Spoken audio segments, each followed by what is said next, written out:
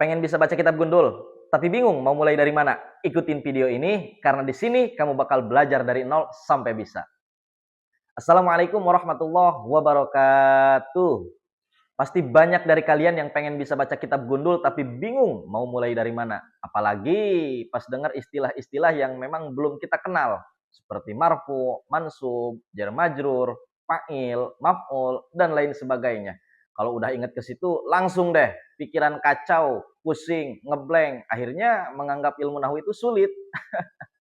Padahal ilmu nahwu itu sama sekali tidak sulit. Cuma mungkin cara belajarnya yang kurang tepat. Tapi tenang, di episode pertama ini kita mulai dari pondasi paling dasar, yaitu memahami apa itu kata dan apa itu kalimat di dalam bahasa Arab. Kenapa harus memahami kata dan kalimat? Karena untuk mengetahui hukum sebuah kata, kita harus paham dulu. Kata itu termasuk kata apa? Fungsinya apa? Dan ia berdiri dalam susunan apa? Maka dari itu, pertama yang kita pelajari dan kita pahami yaitu tentang kata dan kalimat. Catat. Yang pertama, apa itu kata dalam bahasa Arab? Dalam istilah bahasa Arab, kata disebut kalimah. Kata itu seperti mana? Seperti aku, itu kata. Di dalam bahasa Arab disebutnya kalimat. Paham ya? Dalam ilmu nahwu, kata atau kalimah itu terbagi menjadi 3. Apa itu? Yang pertama kalimat isim, yang kedua kalimat fi'il, yang ketiga kalimat huruf. Yang pertama kalimat isim. Apa itu kalimat isim? Kalimat isim adalah suatu kata yang menunjukkan nama benda atau nama orang atau nama sifat. Contohnya seperti kitabun. Nah, itu isim. Yang kedua yaitu kalimat fi'il. Apa itu kalimat fi'il? Kalimat fi'il adalah suatu kata yang menunjukkan kata kerja. Contohnya seperti kataba, menulis, kemudian zahaba, pergi. Setiap lafaz yang maknanya pekerjaan itu kalimat fi'il. Nah, yang ketiga kalimat huruf. Kalimat huruf itu apa? Kalimat huruf itu kata penghubung.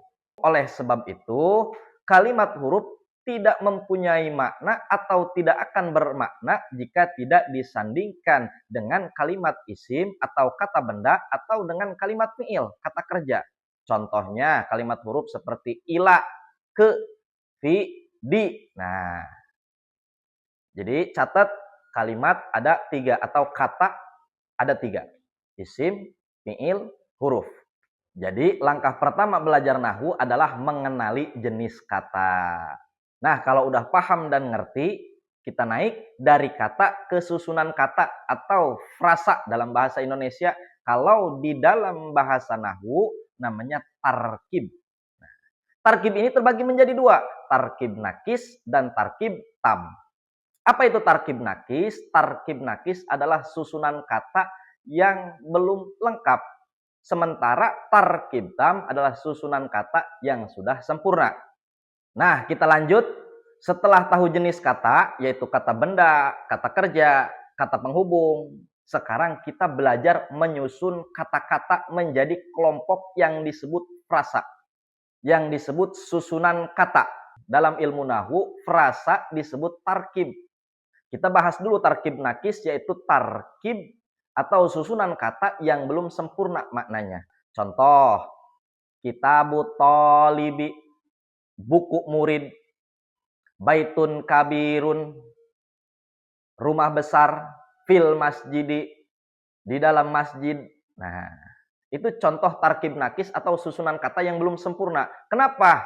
Jadi kalau kita dengar dari kalimat seperti tadi, pasti muncul pertanyaan. Seperti buku murid apa? Rumah besar kenapa? Jadi muncul pertanyaan, kenapa? Karena maknanya belum lengkap. Itulah kenapa disebut tarkib nakis. Nah, sekarang kita lanjut dari susunan kata menjadi suatu kalimat. Kalau di dalam bahasa Arab atau dalam nahwu namanya tarkib tam. Susunan kata yang sempurna. Atau lebih familiarnya di dalam ilmu nahwu disebutnya dengan jumlah. Catat. Nah, kalau susunan kata sudah lengkap maknanya disebut dengan kalimat atau dalam ilmu nahwu disebut dengan jumlah. Di dalam ilmu nahwu, Kalimat atau jumlah itu terbagi menjadi dua jenis. Yang pertama jumlah ismiyah dan yang kedua jumlah fi'liyah. Apa itu jumlah ismiyah? Jumlah ismiyah adalah kalimat yang dimulai dengan kata benda atau kalimat isim. Misalnya, al-baitu kabirun. Rumah itu sangat besar. Nah, itu jumlah ismiyah.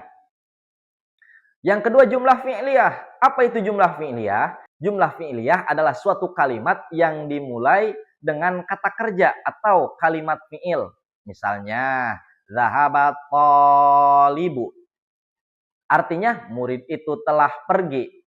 Nah, mana yang menjadi contohnya? Zahaba, kalimat fi'il, kata kerja. Kenapa kata kerja? Karena menunjukkan pekerjaan. Pinter. Catat, jadi jumlah dalam ilmu nahu ada dua, yaitu jumlah ismiyah dan jumlah fi'liyah.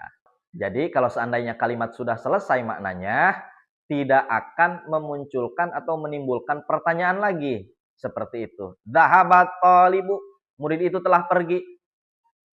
Yaitu mengada-ngada kamu, pergi kemana? Yaitu pertanyaan yang berkelanjutan namanya. Gitu. Jadi bukan itu maksudnya, bukan. Nah, sekarang kita lanjut ke kesalahan-kesalahan umum dalam belajar nahwu. Banyak dari kita ketika belajar ilmu nahwu langsung belajarnya mengenai hukum i'rab.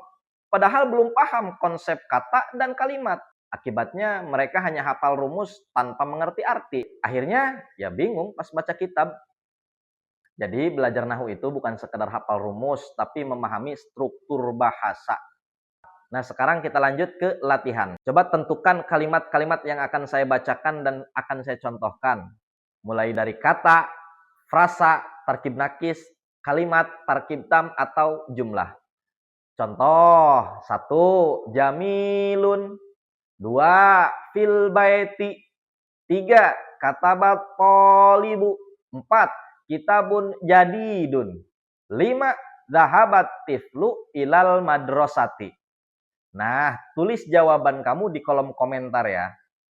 Saya tes latihan sekarang, paham atau tidak tentang kata, frasa, atau kalimat baik jumlah. Mudah-mudahan bisa dipahami. Hari ini kita belajar bahwa untuk memahami nahwu, kita harus paham dulu kata, frasa, dan kalimat. Kenapa? Karena hal tersebut adalah suatu pondasi agar nanti ketika belajar i'rab dan hukum nahwu yang lain, kamu nggak akan bingung. Jadi PR-nya terus belajar dengan sabar dan jangan takut mulai dari nol. Kalau kamu sudah paham, tulis di kolom komentar, saya paham. Apa itu kata, apa itu frasa, apa itu kalimat. Jangan lupa like, komen, share, dan subscribe. Nanti kita lanjut ke episode 2 dengan tema cara membedakan isim, fi'il, dan huruf dengan tanda paling mudah tanpa hafalan yang tebal.